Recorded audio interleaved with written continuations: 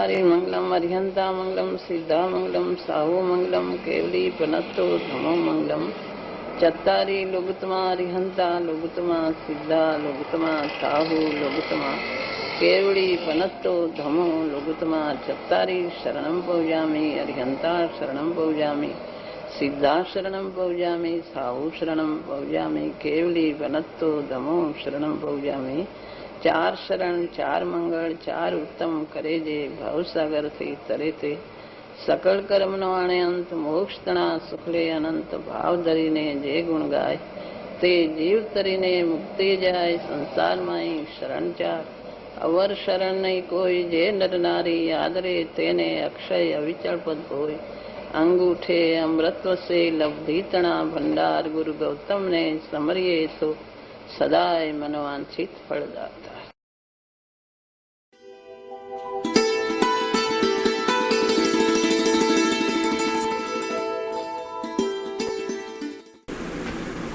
જૈન ધર્મ કેમ સાચું કહેવાય છે, બીજા બધા ધર્મ કેમ ખોટા કહેવાય છે?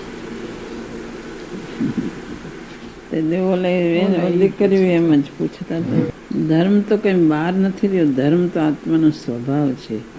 આત્માના સ્વભાવમાં ધર્મ છે. ધર્મ કઈ બહાર નથી, બધા બહાર માની રહ્યા છે. બહાર નથી, ધર્મ તો અંતરમાં છે. બીજાનું ખોટું ને આ સાચું એમ નહીં, પણ સાચું શું છે નક્કી કરવું પડે કે સાચું શું છે, ધર્મ ક્યાં રહેલો છે.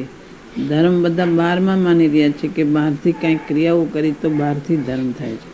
બહારથી ધર્મ થતો નથી, ધર્મ પોતાના પરિણામમાં રહેલો છે. તો પરિણામમાં માત્ર અશુભ ભાવથી શુભ ભાવ કરે પૂર્ણ બંધ થાય. પણ આત્માનો સ્વભાવ તો એનાથી પણ જુદો છે. આત્માનો સ્વભાવ ઓળખે તો ધર્મ થાય. આ શરીર જુદું, આત્મા જુદો, બે જુદી વસ્તુ છે. એ આત્મા ચૈતન્ય જુદો ઓળખે કે જાણનારો જ્ઞાયક છે. એ જ્ઞાયકને ઓળખે, એમાં બધું ભરેલું છે, એમાં આનંદ ગુણ છે, આનંદ બધું આત્મામાં છે. એ આત્માને ઓળખે કઈ રીતે ઓળખે અને એની પ્રતીત કરે, એનું જ્ઞાન કરે, એમાં લીનતા કરે તો ધર્મ થાય. ધર્મ બહાર નથી. આ વિભાવ વિકલ્પથી જુદો પડે એનું જ્ઞાન કરે. શરીર જુદું પણ અંદર વિકલ્પ વિભાવ થાય તે પણ પોતાનો સ્વભાવ નથી. એનાથી પણ આત્મા તો જુદો, એનો સ્વભાવ જુદો છે. બીજાનું ખોટું કઈ રીતે પોતે વિચારીને નક્કી કરવું જોઈએ. જૈન ધર્મ એટલે વસ્તુ ધર્મ, વસ્તુનો ધર્મ છે. એ જ ખરો મુક્તિનો માર્ગ છે. જૈન એટલે વાળું નથી, પણ એક વસ્તુનો સ્વભાવ છે ને એ જ રીતે ધર્મ છે. જૈન શાસ્ત્રોમાં જેમ આવે એ રીતે જ વસ્તુનો સ્વભાવ ને એવો જ મુક્તિનો માર્ગ છે. એ મુક્તિના માર્ગથી અનંતા જીવો મોક્ષ ગયા છે. આ માર્ગેથી જ અંદર પોતાના સ્વભાવને ઓળખે, હું જાણનારો છું. એ સ્વભાવ જે છે એ સ્વભાવ પ્રમાણે પોતે પરિણમન કરે તો એનો સ્વભાવ ધર્મ પ્રગટ થાય. સ્વાતિક સ્વભાવ એ નિર્મળ છે, એમાં આત્મા પણ નિર્મળ છે. અનાદિમાં એ તત્વ જુદું, કોઈ પદાર્થ કોઈને કાંઈ મલિન કરી શકતું નથી. પોતે સ્ફાટિક જેવો નિર્મળ છે. એમાં લાલ પીળા બધા પ્રતિબિંબો પડે, બહાર લાલ પીળા ફૂલના, તો સ્ફાટિક લાલ ને પીળું ને એવું દેખાય પણ સફેદ જ હોય છે. તો એને પોતે ભેદજ્ઞાન કરીને એનો સ્વભાવને ઓળખે તો ધર્મ થાય. પાણી સ્વભાવે શીતળ છે, સ્વભાવે નિર્મળ છે. કાદવથી ને કારણે મેલું થાય તો એ કાદવ રૂપે થઈ નથી જતું. એમાં ઔષધિ નાખો તો નિર્મળ, એ તો મૂળ સ્વભાવ જ એનો નિર્મળ અને શીતળ છે. ઊનું થાય તો એ પાણીનો સ્વભાવ તો શીતળ છે. અગ્નિના નિમિત્તે એ ઉષ્ણ દેખાય થાય છે, પણ પાછું એને એક પર મૂકી દો તો એનો જે સ્વભાવ હતો તો શીતળ જ થઈ જાય છે. એમાં આત્મા સ્વભાવે શીતળ નિર્મળ એવો છે. પણ આ કર્મના પોતાના પુરુષાર્થની મનતા એ કર્મ કરી નથી દેતું. કર્મનું નિમિત્ત છે, પણ પોતે મલિનતા રૂપે પરિણમે છે. એમાંથી છૂટો પડીને પોતાના સ્વભાવને ઓળખે, એની શ્રદ્ધા કરે, જ્ઞાન કરે, ભેદજ્ઞાન કરે તો ધર્મ થાય. પહેલાં તો એનું જિજ્ઞાસા કરે, ભાવના કરે, કેમ ઓળખાય એને માટે શાસ્ત્ર સ્વાધ્યાય કરે, વિચાર કરે, નિર્ણય કરે, પરીક્ષા કરે. એની પછી લગ્ન લગાડે, આત્માની મહિમા આવે તો આત્માનો સ્વભાવ ઓળખાય. એનું ભેદ જ્ઞાન થાય, એની સ્વાનુભૂતિ થાય તો સમ્યક દર્શન. સમ્યક દર્શન થાય એટલે મુક્તિનો માર્ગ શરૂ થાય છે. એની સ્વાનુભૂતિ થાય, આત્માના આનંદની અનુભૂતિ થાય, જગતથી જુદો જેવો અનુપમ આત્મા છે એ ઓળખાય. સ્વાનુભૂતિ થયા પછી એને ચારિત્ર લીનતા થાય અને એમ આગળ જતા જતા પછી મુનિપણું થાય, કેવળ જ્ઞાન થાય. એ મુક્તિનો માર્ગ સમ્યક દર્શનથી પ્રગટ થાય. સમ્યક દર્શન અનંત કાળમાં પ્રગટ થયું નથી, બધું બહારમાં રોકાઈ ગયું છે. અંતરમાં એની જિજ્ઞાસા લગ્ની લગાડે કે આત્માની સ્વાનુભૂતિ સમ્યક દર્શન કેમ થાય, એને માટે વિચાર વાંચન ગુરુદેવે જે કીધું છે એનો વિચાર કરે, વાંચન કરે, લગ્ની લગાડે તો થાય. ભેદ જ્ઞાન કરવાનો પ્રયાસ કરે. દ્રવ્ય દ્રષ્ટિથી આત્મા નિર્મળ છે, પર્યાયમાં અશુદ્ધતા છે, એ કેમ ટળે એનો પુરુષાર્થ કરે તો થાય. બીજા ધર્મનો તો વિચારથી નક્કી કરવું પડે કે વિતરાગી ધર્મ તે જ સાચો ધર્મ છે. આત્માનો સ્વભાવ ઓળખાવે અને અંદરથી ભેદ જ્ઞાન થાય, વિતરાગ દશા પ્રગટ થાય, તે જ ખરો ધર્મ છે. જેમાં રાગની વાતો આવે, જેમાં કંઈક બીજી વાત આવે એવો ધર્મ ન હોય. જે વિતરાગી દેવ તે ખરા દેવ અને જે વિતરાગી ધર્મ તે ખરો ધર્મ છે. આત્માનો સ્વભાવ તે જ ધર્મ છે. બીજા બધામાં કંઈ આડી અવડી રાગની ને આટલું કરવાથી ધર્મ થાય, આ બીજા કોઈક ધર્મ આપી દે છે ને બહારથી ધર્મ આવે છે ને કોઈક કરી દે છે ને કોઈ કોઈનું કરી દેતું નથી.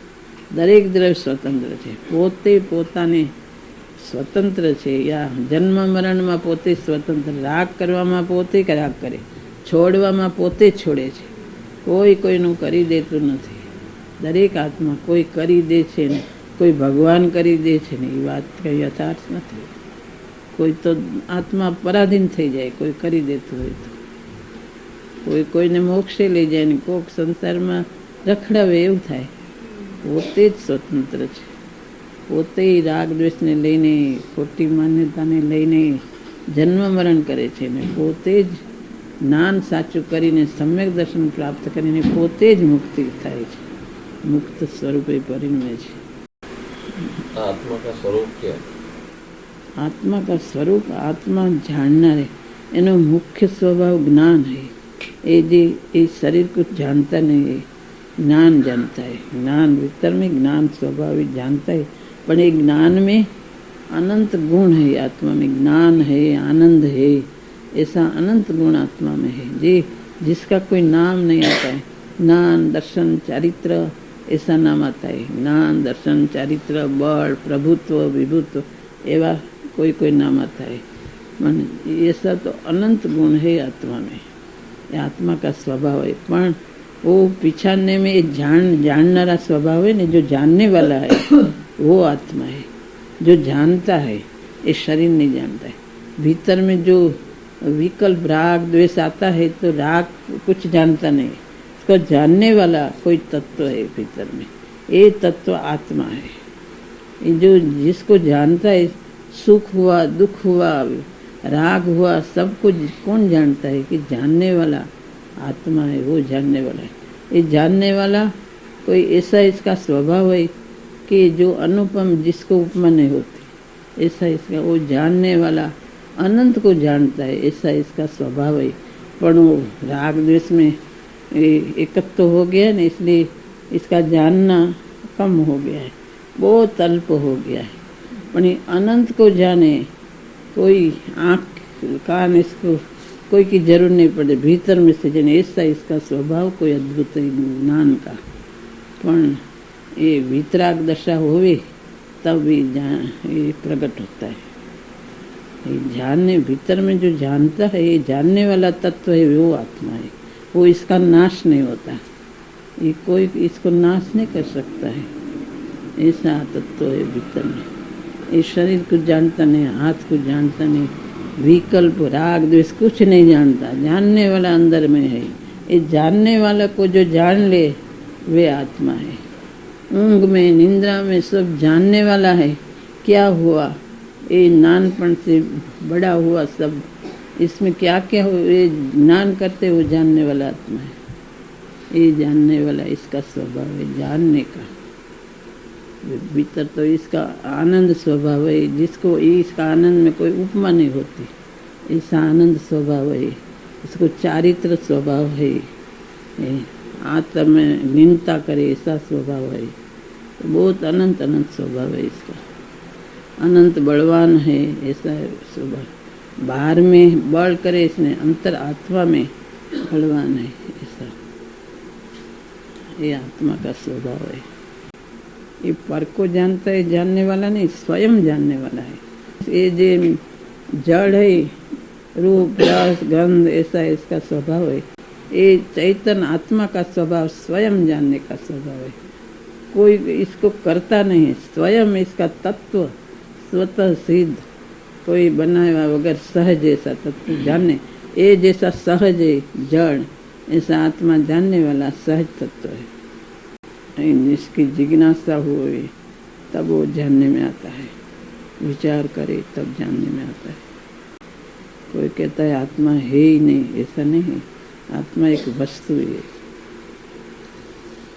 इसको स्वानुभूति करने से, भीतर में इसको पिछाड़ने से इसकी स्वानुभूति होती है, जानने वाला आत्मा की। स्वर्ग नरक है, ये जैसा परिणाम होता है ना कि कोई अच्छा भाव करे, ऐसा पुण्य का, ऐसा अच्छा भाव करे, भगवान का, गुरु की सेवा का, ऐसा सब अच्छा भाव करते हैं ना, तो अच्छा भाव करने से पुण्य बंद होता है। ऐसा पुण्य बंद, अच्छा भाव करने से पुण्य बंद होता है। इसका फल में स्वर्ग होता है, ये स्वर्ग है जगत में। यानी बहुत ऐसा पाप का भाव करता है तो ये दुनिया में इसका फल, बहुत पाप करता है तो दुनिया में तो कोई इसको जेल में पुरते हैं कि कोई इसको फांसी देता है, पर इससे भी बहुत करना पाप करता है तो इसका फल कहाँ, तो नरक है। जो नरक में इसका फल भोगने के लिए वो जाता है, ये जीव स्वयं जाता है। इसका नारकी का शरीर मिलता है इसको, नरक में बहुत इसको दुख होता है। ऐसी पीड़ा होती है शरीर में, ऐसी ठंडी, ऐसी गर्मी, ऐसा पृथ्वी ऐसी कि ऐसा शरीर भी छेद जाए, ऐसा नरक में जाता है। बहुत जो पाप करता है, मांसाहारी होता है, ऐसा होता है, ये सब नरक में जाता है। ऐसा है जो अच्छा भाव भगवान का करते हैं, भले समझण पूर्वक करे, इससे तो क्या बात, बिना समझे भी भगवान ऊपर भक्ति करते हैं, गुरु की भक्ति करते हैं तो इस स्वर्ग में जाते हैं। तो इसमें अच्छा स्थान मिला, शरीर अच्छा मिले, बाहर में बस अनुकूलता मिले, सब अच्छा मिलता है। ऐसा नरक स्वर्ग जगत में है। बहुत अच्छा भाव करते हैं तो जगत में इसका फल भोगने के लिए स्वर्ग है, पर वो भी एक भव है, उसमें भी आयुष पूरा हो जाता है। आयुष खत्म होवे पीछे जो भाव किया है वैसे वो मनुष्य में आते हैं, ऐसे आते हैं। कोई ढोर में भी चले जाते हैं जो अच्छा भाव नहीं करे तो, ऐसा ढोर, गाय भैंस कुतरा, ऐसा ढोर में भी चला जाता है। ऐसा भाव करे तो इसमें जाता है। बहुत भाव पाप का करे तो नरक में जाता है, बहुत पुण्य का करे तो देव में जाते हैं, और ऐसा मध्यम दे तो ढोर में जाते हैं। अरे ऐसे भी अच्छा करे तो मनुष्य होता है। मनुष्य में ऐसा भद्रिक परिणाम करे, ये माया कपट ऐसा नहीं करे, भद्रिक करे तो मनुष्य मानस होता है। ऐसा है, शास्त्र में बहुत आते हैं। नरक, स्वर्ग, गति में मनुष्य, ये 4 गति होती है। पीछे आत्मा को पीछा नहीं स्वानुभूति करते तो 4 गति से छूट जाता है, पीछे इसको गति नहीं मिलती। आत्मा बस स्वयं आत्मा में लीन होता है, मोक्ष गति में बस शरीर भी नहीं मिलता पीछे। तो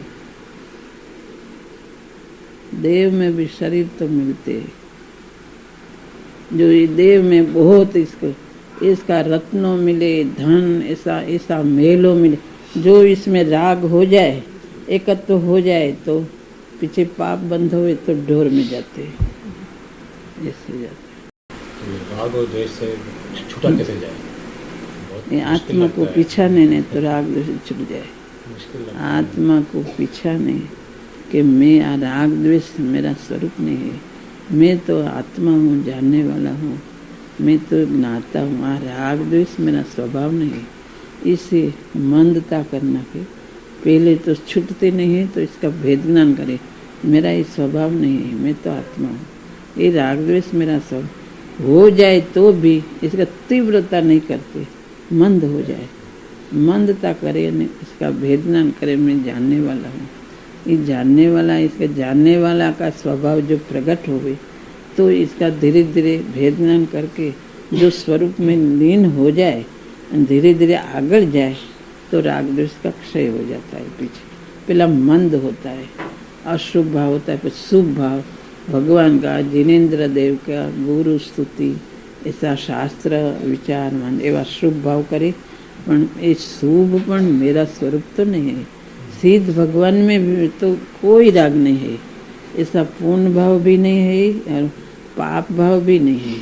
भगवान का भक्ति, गुरु भक्ति बीच में आते ही तो भी सिद्ध आत्मा तो जानने वाला है, ऐसा आत्मा को जो पीछा नहीं तो बचे ये राग छूट जाता है। आत्मा को पीछा नहीं तो पण पहले तो पाप भाव के छूटे, शुभ भाव में गुरु क्या कहते, शास्त्र में क्या आता है, ऐसा भाव आते हैं।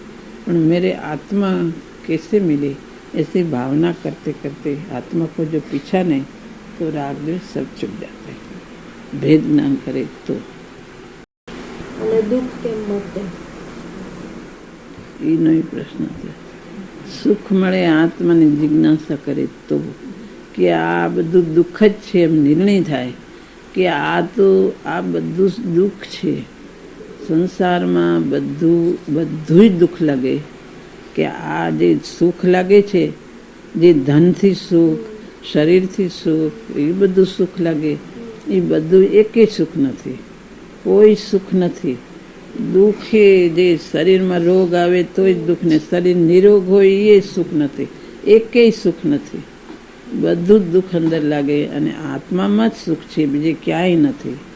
દેવલોકના દેવોમાંય સુખ નથી ને ચક્રવર્તીના રાજ્યમાંય સુખ નથી, એવું નિર્ણય થાય અને સુખ તો આત્મામાં જ છે, એવો નિર્ણય થાય સુખ આત્મામાં છે અને આત્માને ઓળખે અને આત્મા નાયક છે એમ ઓળખી અને એનું ભેદ જ્ઞાન કરી આ રાગથી જુદો પડે અને આત્માની સ્વાનુભૂતિ થાય તો એને સ્વાનુભૂતિમાં અને આત્માનો આનંદ પ્રગટ થાય છે અને આત્માનું સુખ પ્રાપ્ત થાય છે। તો આ રાગ દ્વેષથી છૂટો પડી, રાગ દ્વેષમાં જ દુઃખ છે, એનાથી છૂટો પડે તો એને આત્માની સ્વાનુભૂતિ થાય અને આત્માનો આનંદ પ્રગટ થાય। પણ એ આત્માને ઓળખે, એની જિજ્ઞાસા કરે, એની મહિમા કરે, બહારની મહિમા છૂટી જાય।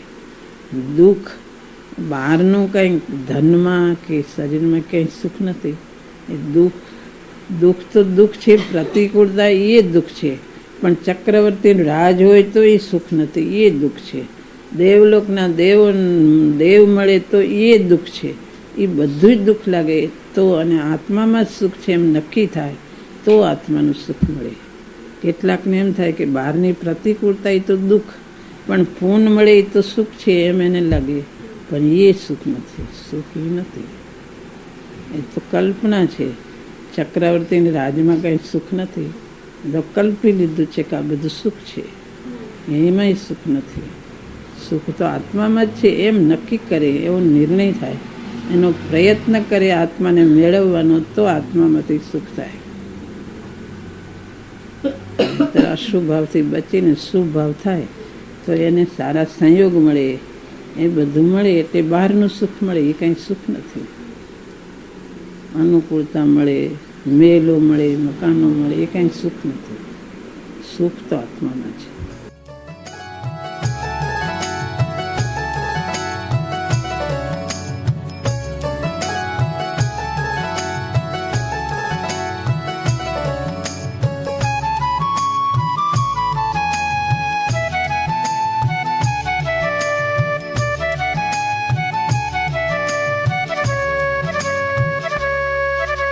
स्वर्णपुरी अति पावन है।